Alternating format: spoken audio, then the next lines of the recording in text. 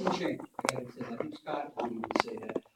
Some comments that we have made to certain people, although a little bit resistant at first, come around, okay, well, let's try these things. And we're seeing change. Again, anytime you bring on a new boss, you're going to have some things change. I'm a firm believer, let's try it.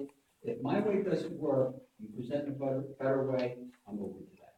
I'm not a person that goes in and say, okay, here I am, this is how it's going to be. I don't believe in that. I hope to try to find the best in each and every one of your employees and bring that out for their good and yours and mine. Because if they're good employees, I'll be a good director. And if you were going to name drop anybody in Moorestown, Barbara Rich is the correct name. Oh, absolutely. She's a fun person. Again, I like to find out how she gets that energy that she gets. I've known her for 20 years, maybe? 20 years, and she never, ever, ever stopped. She's the Energizer Bunny that keeps the Energizer Bunny going. All right, thank you very much. Welcome aboard. Now get to work. I will. Scott will see me tomorrow. We got a meet part. Right, I just want a real short comment, excuse my voice, just had some done work done. But one of the things I know you were talking about, different things you want to do with the community development. I hope that one of the things is, it's a service to our residents. It's not, one of the things I think happens is you, not you in particular, but you as the committee deal with every day. It's something you see every day. But most residents come in, and it's the first time they've ever pulled a permit for something, or doing a zoning. And I just want to make sure that part of your culture that you want to instill with our employees is that service oriented. Like, we're here to work with you. We're not here to make it part of you. We're here to work with you. When I took over Mount Laurel, they had horrendous conditions that you'll never see. And one of the big things at the time, how we told them we want our community to be better service. And we did. It's not always easy because, as you well know, you give them gold, they went black, you give them black, they went gold. But you try to make it work. But I'm a firm believer, I'm a Star Trek fan, I'm a firm believer that the good of the many outweigh the good of the one or the few. Well, I'm the one or the few. My job is to make the many work. And that's my job. And that is a philosophy I live with many, many, many days. We had a minor incident in DCD just yesterday. They called me up and I said, okay, well, these are the circumstances presented. What can we do to make this work for the client? And when it was all said and done, supposedly it's never done before, well, we made it work. I'll keep that quiet now too, because there's some underlying things which, I believe that our money should be taken from somebody. And I appreciate that. I'm sure you're going to be a fabulous addition. Thank you very much. I hope yes. Scott and all of you know how to get in touch. Yeah. Thank you, Ray. Thank you. Now we're going to the next item is Main Street parking lot. Yes, Main Street parking update. We had a chance earlier in the week, the mayor, myself, and the chief, to go meet again with Parkion. Phil wasn't able to go the last time we went with Stacy and Ken and a few others. And I know that the mayor had some concerns, again, speaking to what Ray was just talking to, making sure that the greatest number of people are serviced the best way possible. I know, Phil, that was one of your concerns with this parking kiosk idea, that we got to see what it is we're talking about. And I think, if I dare say, with you sitting right there, and they will correct me, you were impressed. One of the things that really the next big decision to make, and unfortunately, Mr. Michelle is halfway across the world right now enjoying himself. But when he gets back, I know he's been talking to this particular company about contracts that they have that would enable us to deal with them, whether it would be better to lease the product or purchase the product, and et cetera, et cetera. And I think Tom has a good handle on the finances, but a few months ago, Stacy and Phil, you guys were chosen amongst council to be the ones to work with me on this. And I think we've looked at a good product, that the companies here locally, and even though it's an international company, who have units in Paris and New York, Chicago, and God knows how many other cities, but they're based right here in Moorestown. They want us to be sort of their showroom, which is a great aspect. And Phil, you brought up the point that as new technology comes, we're going to be getting that, because So, like I said, when Tom gets back, we'll share with council his thoughts on how the finance for this would work, and hopefully we can move forward relatively quick. You know, we're gonna, looks like we're moving on course, and I'm gonna talk about it a little bit more in my manager's report. Parking lot is definitely on course right now. We haven't had any, knock on wood, any problems. But this would be for Main Street parking, not the Second Street parking lot. One other thing, Mr. Mayor, this was Phil's idea, and I think it's a fantastic one. Council, if you remember, during the holidays, in conjunction with the NBA, we bagged the parking meters and basically have free parking. Phil's idea, and he talked to Lee and I about it after the meeting with Parking On, was considering the issue with parking during the parking lot being under construction, to help ease the parking burden on the employees and the customers utilizing Main Street, that council consider essentially bagging the parking meters now until the construction's over in sometime in September. So council wants to give you direction on that today. It's certainly something we can do. And if not, we don't have to do it. Yeah, as Scott said, you know, I was impressed with not only the facility but the capabilities of the kiosks, both from a usage data we could obtain that, and the enforcement aspect of it. You know, the police officers can see which spots are in violations or driving on the street right up on the tablet. I think it would be a great tool. I think, you know, that has been one of the biggest concerns that I've come across from all the store owners on Main Street that I've talked to is, you know, if we get people out there parking all day, there has to be some sort of keep the spots turning over. And I think that this has potential to facilitate that. I think it is something that is definitely worth a look. And I did go in with the attitude, well, you know, I don't like this. I really did too. I was not a fan of it, but I think that it could work. So I'd like to move forward with bringing it in, have you guys all take a closer look at it and, you know, and go in depth with it a little bit. And as far as the parking meters go, I think it's a good transition time. I think, you know, we have the opportunity to start moving forward with this project. And you know, Ray, you can weigh in on this if you want, but you know, just make free parking. But I think we're going to have to come up with some strategy to alleviate long-term parking on the Main Street spots. So we can put our heads together and come up with a creative way for that. Well, I haven't been to Parking On and seen their solution. I am therefore still in the more hesitant camp. Yeah. So I think, you know, I do agree that it's a good idea to make parking on Main Street free while we have limited parking on Second Street lot. I would like to see us kind of use this as an opportunity to do a sort of a pilot program to see what it would entail for our police department to enforce 2-hour parking, or however long we set it to be, without meters. And I think that would be a good reference point for us, even if we do go forward with meters, to know how much time we're saving the police officers, how much, you know, that translates to in dollars, to see if we're really going to be getting a return on our investment. I think you hit a great point there. Now, should we at this point come up with a temporary parking ordinance, you know, a 90-minute or 2-hour time frame for the duration, and give the opportunity to the employees who are working shifts to maybe use the lot a little bit more strategically. Well, and I think one of the plans, you know, that when Scott Taylor actually came up with this years ago, was to compartmentalize the Second Street parking lot into long-term parking for residents and employees, short-term parking for those that are going in and out to those stores, and then sort of the rest, which is like just normal 2-hour parking that you have to pay 50 cents per hour, whatever it is.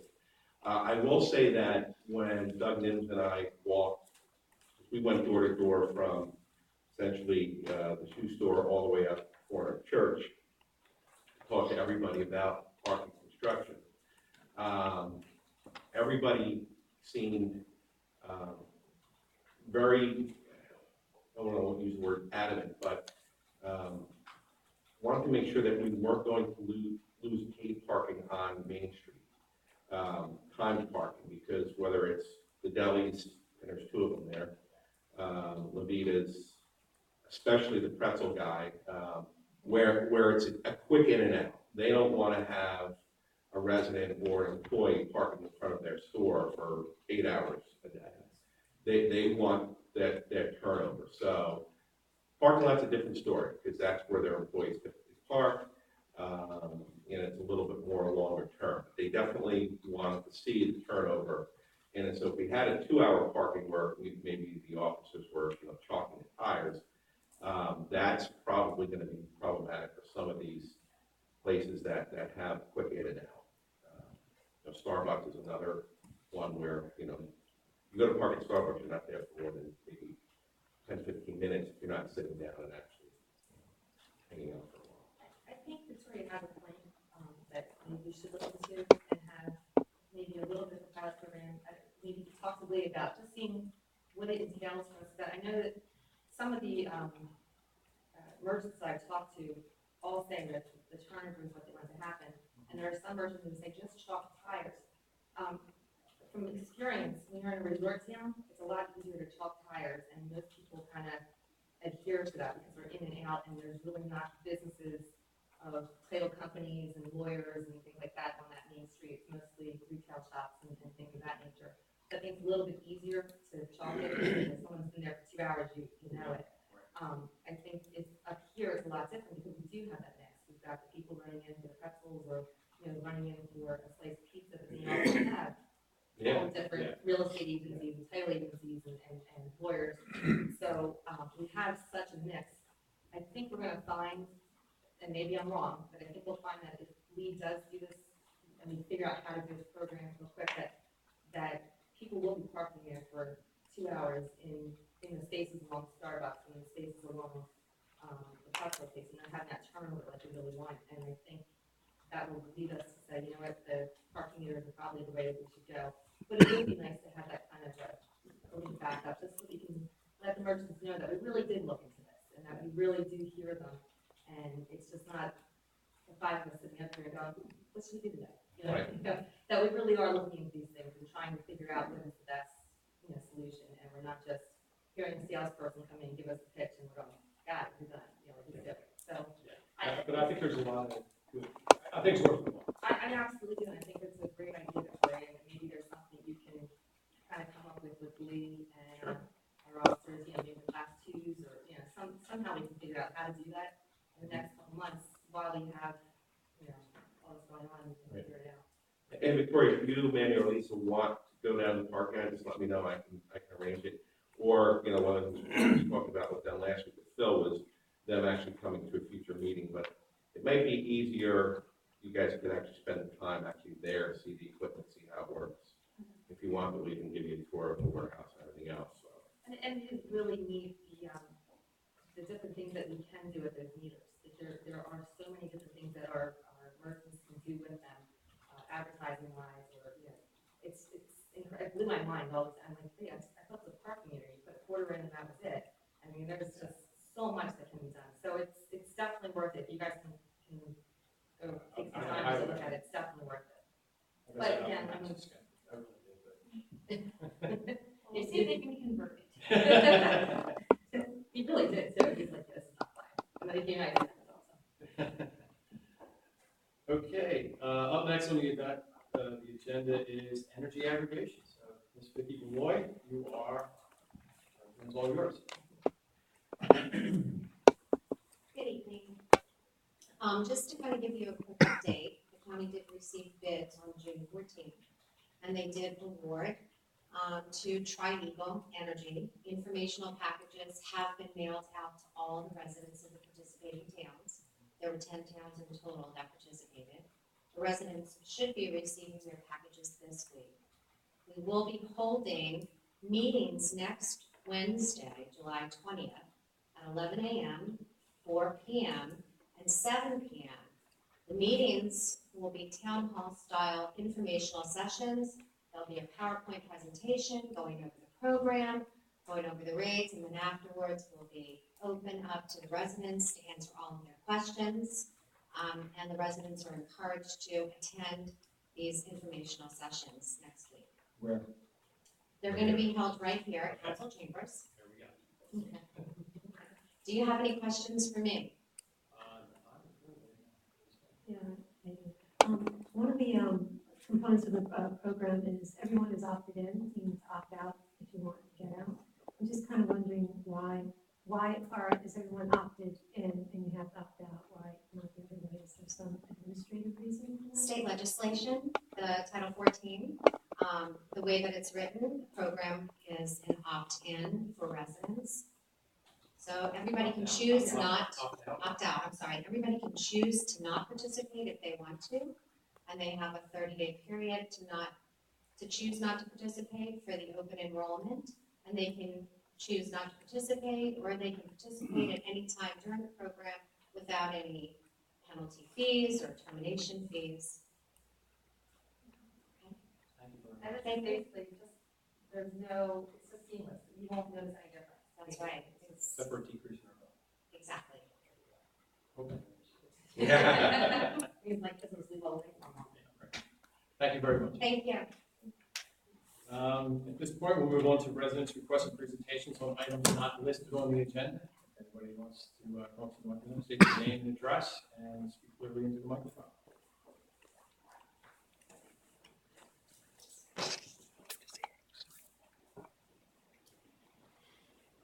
Nobody has anything?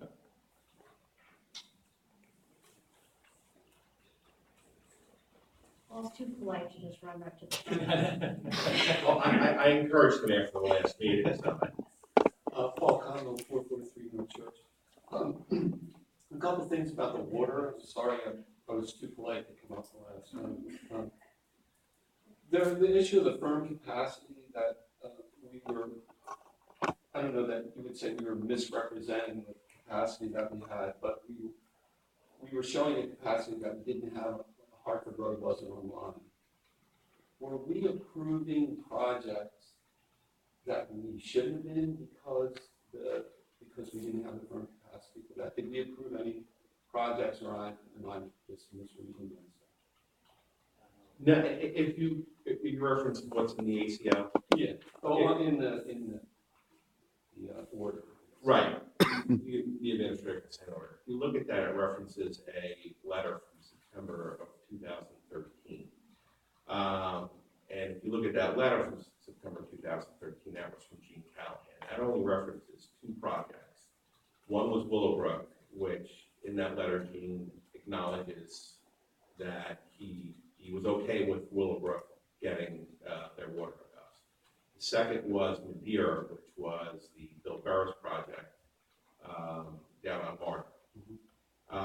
And I will tell you that the amount of correspondence between Mr. Burris, his professionals, the township staff and professionals in the state of New Jersey over a 3-4 year period to get that project approved, the amount of correspondence was massive.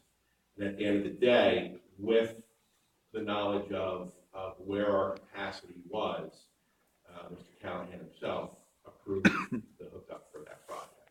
And that was the housing and the various, the rehab? No, we broke it down. It was for, excuse me, yes, it was for the single family houses and the facility that's there. There was also there was a third facility that he decided not to build. It was not included. So there was no issue with us sort of, the township doing things that the state wasn't aware of, I guess that's what As far as I know, no. Just a couple other things real quick. In order, we're not allowed to start up the wells until we get approval for treatment, Right. TCE, dioxin, and Not dioxin, gross alpha. But we don't have any violations. we're not in violation. Right. But we are not allowed to start it unless they approve our treatment work. Correct. That seems unusual to me, I don't know. In what sense? That we wouldn't do it if we. No, and I'm not saying it's necessarily a bad thing, I'm just saying the state is telling us that we can't start up our well for contaminants that are unregulated, or some are unregulated, and that we're not in violation, we're not in. You get right to the heart of it, Mr. Conway. That's the issue we've been dealing with for the past couple of years. It's been presented to the people in Moorestown, unfortunately, as the problem of the water supply.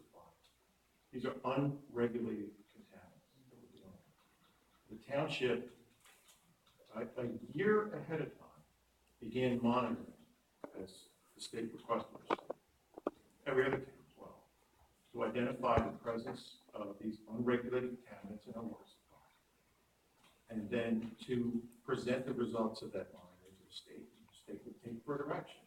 They still haven't come up with an MCL for some of the contaminants we're dealing with. But what the town did, in an overabundance of caution, because it's the right thing to do, was to commit to undertaking treatment to deal with all of those unregulated contaminants, so that the township could be reassured that the water supply is safe. It's already safe, but this is even to deal with unregulated contaminants. And we've already committed to doing that. We've done that with DEP. DEP's been here, we've had public meetings with them, and we've discussed it, and we've committed to doing that. So what they're saying there is, fine, follow through on your commitment. We have no problem doing that. We're going to do it anyway. And they would prefer that the wells remain closed, because we closed them. Again, overabundance of caution. So that everything is dealt with. But That's it's really good. not preferred, they're saying we keep. Right? Yeah. I mean, it's not a preference, it's an order.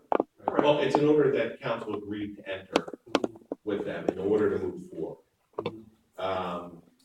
And I think council, for the most part, discussed that at the meeting, was, you know, this was not essentially, state patting us on the back, but it was enabling us to move forward and not deal with minutia that was sort of, we were stuck in. You know, surprise, surprise, we received the approval for the temporary treatment 2 days after this agreement was signed. Well, that's a good thing. But, you know, I've said all along, Paul, and you've been at most of the meetings, that there's been a lot of peculiar things in dealing with the DEP when it comes to the different water issues. We've talked about, you know, us having to turn our wells off and not wait a couple of weeks because of PCP, where Maple State, 2 years later, still is running their main water plant. I'm sorry, they're running. Still. Yes.